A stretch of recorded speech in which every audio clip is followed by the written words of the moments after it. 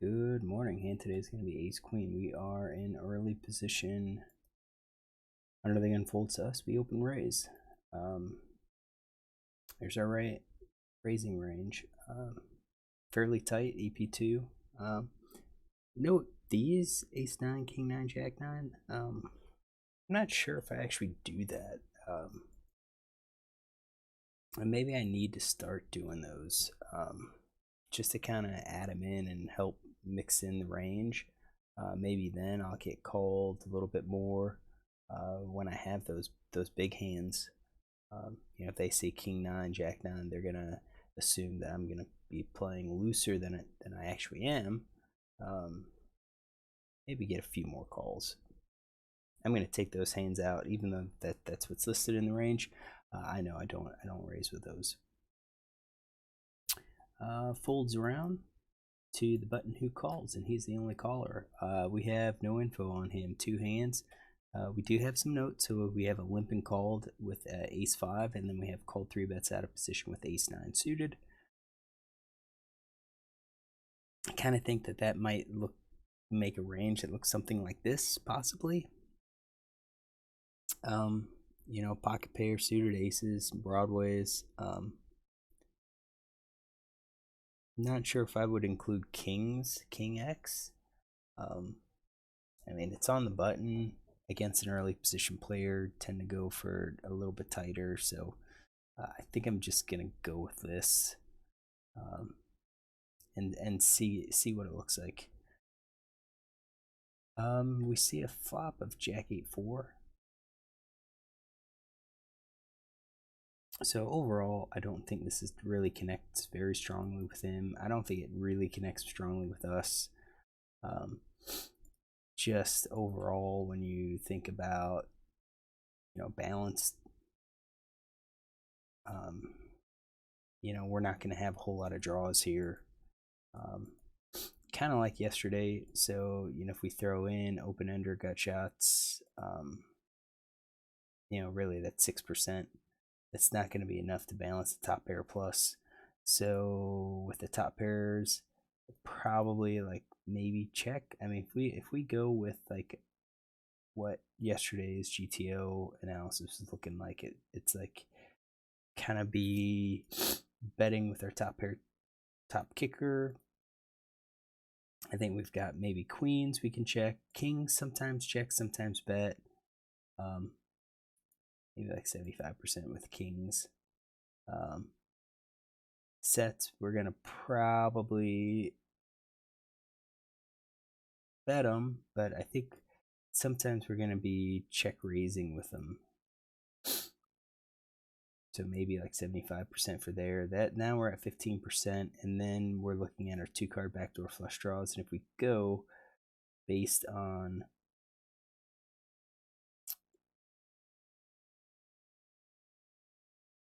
we already have that in a range here. It seems like it's these middle hands that are looking at betting maybe like ace 4, ace 5. Those could be actually probably checks. Gives us the ace, gives us the low, like gives us the possibility of having some of those. Guess maybe we're gonna have to throw in some like bottom pairs as well, like 6-7s. No, I don't want the 6. I want the 6-7s.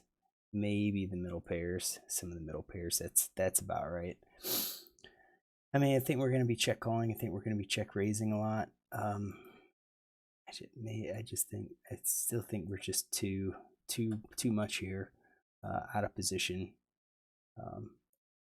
So we checked, and I think that's okay. Let's get this going here.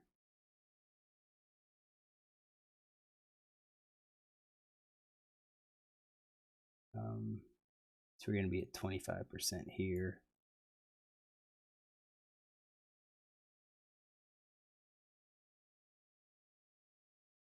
Yep. We're going to be 100% check there, 25%. there.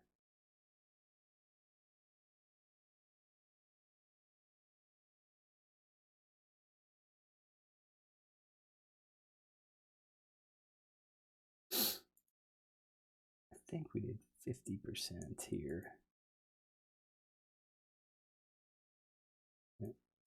Get those. Pocket pair less than the top card. I think those are going to be pretty standard here. Checking with our bottom pair. No made hands, basically. We're going to X those out. And then we're going to X those out. There we go. All right, so that's our checking range. And this guy checks behind too. So let's see what we could say. Kind of assume sets would probably bet here. I think top pair's probably going to be betting here. Maybe everything.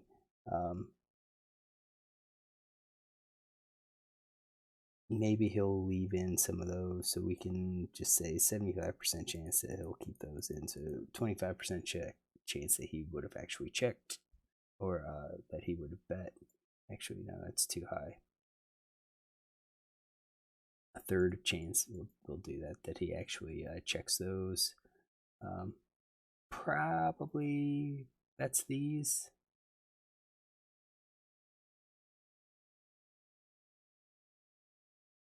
We're going to raise these up to 66.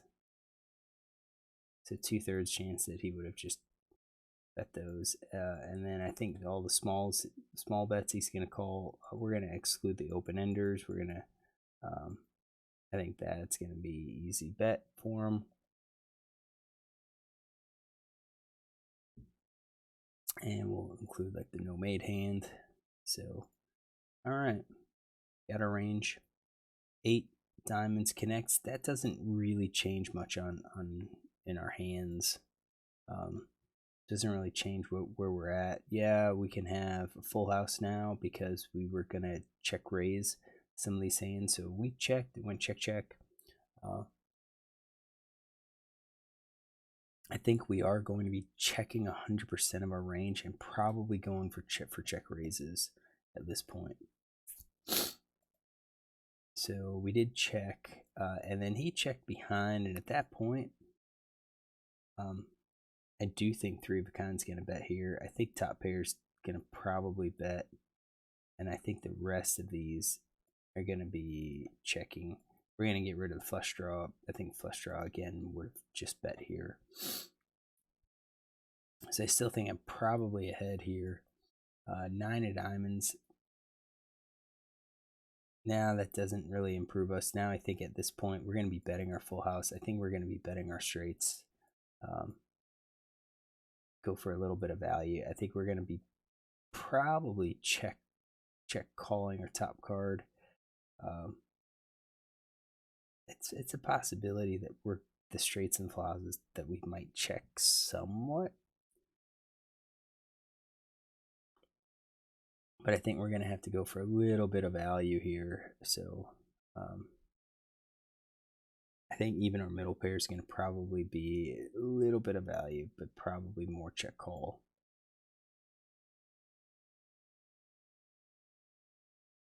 So we'll say 75%, 25% maybe we bet. And then the nothing hands, we will need to have some sort of bluff going forward. So I think I'm on the wrong one. That's right. Get this set up. Yeah, so the full house, I think we're going to be betting 25% chance we're going to check. Same thing with the flush. I mean, we would have connected. There's going to be maybe a small chance that we check here. But I think generally we're going to be betting here. Try to get some value. Over pair, I believe, is going to be a bet. Top pair is going to be a bet. Pocket pair less than the top card is going to be a check. I think we're going to have those checks. And then we're going to need a little bit of balance for, just kind of bluffing. I think for those nothing hands, the king, queen, king 10, those look good. We don't have an ace. It's going to be hard you know, we don't have an ace. I think maybe even if ace 5 could be used as a bluff. And I think I checked this. Yeah, I did with the ace queen. I do think we have a little bit of value. And really, when you think about the hands that he's going to call with, I think he's going to raise a full house. I think straights, he's probably just going to call. He called a raise. He's not going to fold it. Pocket pair less than the top card, he's calling. Middle pair, he's probably going to call. It's a question of the aces. Is he going to call an ace high hand? And that's why it's like, if I bet here with the ace high, I just think I think we're running the risk of getting called and we're going to be beat. And, you know, with ace queen, ace 10, I don't think there's going to be enough hands that call that we beat to try to bet these for value. And I think they're a little too strong to bluff, because I don't think we're going to get a whole lot of hands better than ours to fold, like ace king, ace queen. I don't necessarily think they're going to fold. They might just call just a bluff catch. All right, so get to the showdown, and he shows ace 6 offsuit. So I didn't have ace 6 off in his range. Didn't think he'd be that weak, but I mean, he was. So let's take a note of this player. So he called EP2, 3 big blind RFI on button with ace of spades, 6 of diamonds. He is in position, check, check, check on jack of clubs, 8 of hearts, 4 diamonds, 8 of diamonds, 9 of diamonds. So I kind of like my check here on the flop. We don't really have backdoor flushes. Do have a backdoor straight, maybe backdoor Broadway, but I think we're talking in a situation where the flop doesn't really connect with us, doesn't really connect with our villain. I think against better players, they're going to recognize it. I think, you know, on the flop, if we c-bet here, this guy's gonna, I mean, if I was this guy, I'd be raising with like all of our weaker pairs, probably even the Jack X hands. I think gut shots we're gonna throw in there. I think some of these backdoor flush draws, especially if they have some backdoor straight draws, it's gonna make me basically have to just fold. So here I would be c-betting and then folding to a raise with ace queen. And overall, I think if I start doing that, I think I would see that I'm very quickly going to have way too many hands in my c-betting range. Now, if he called with a6, I mean, I have to assume he'll have all of the rest of those aces. And then how does his overall range change? I mean, could we throw in some of these, you know, suited connectors, suited one gappers? Probably. And it just kind of makes me think that maybe he has suited kings as well, which really increases the number of hands in his range. So maybe that then argues for some of our c-bets, you know, betting more frequently, because he's going to have to dump those hands. I don't know, it's a interesting situation here. But in any case, I won this hand by playing passively. Flop, I was going to check call. I think that was the plan. Turn, once it goes check check and the turn connects with the 8, if I check, he bets, I'm going to probably just be done with it. So I think he missed the position to steal it. I possibly could have bet, but I think there's other hands in my range, other draws in my range that that would likely be used as a bet, better than an ace queen, which is just a pure bluff. I think our diamonds, I think some of our weaker pairs now could work as a bet. Try to get our equity. So I'm kind of mixed on this hand. Yeah, I understand the checking, and you know, based on the draws or the lack thereof. But at the same time, if he's got a lot of hands, this board's gonna miss them all. I think all, you know, against an unknown at 25, I kind of think the check is probably better. But if this was, let's say, at a 10 NL game, or maybe even a 5 NL game, we could have probably c-bet this, because oftentimes those players they're not going to play back as frequently as what I see at one of these 25 NL games. All right, so I think we're just going to get this posted, make it quick. Hopefully you enjoy the hand. If you do, you can look tomorrow for another.